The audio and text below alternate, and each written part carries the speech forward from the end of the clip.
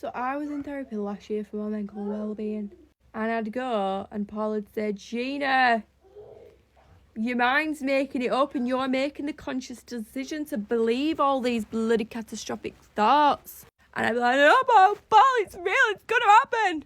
Anywho, what I'm getting at is Paul was always fucking right.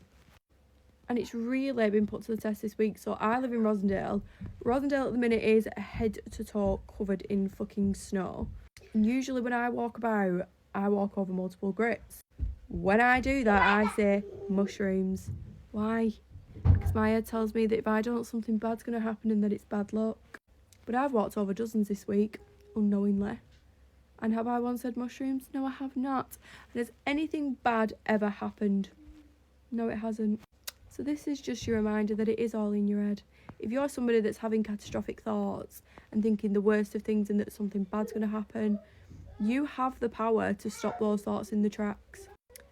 And I used to think that it weren't possible, and I'd say to Paul, like, what do I do when I get these? And he would actually be so brutal, and he'd go, just tell them to fuck off, they're not real. And he'd put it exactly like that, like he was the most brutal guy ever. And in me stopping those thoughts, all my physical symptoms went, like my life just slowly but surely started to get better.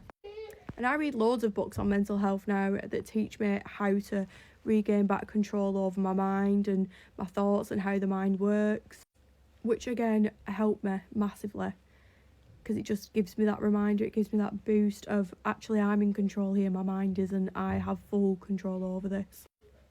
So if you're somebody that does suffer with those catastrophic thoughts, just tell them to fuck off. And believe it. When you say to yourself, you aren't real, go away.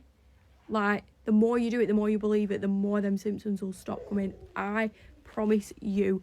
This is coming from a girl who wore a blood pressure machine to sleep, a pulse oximeter on her finger, and had 999 on speed dial. Believe me.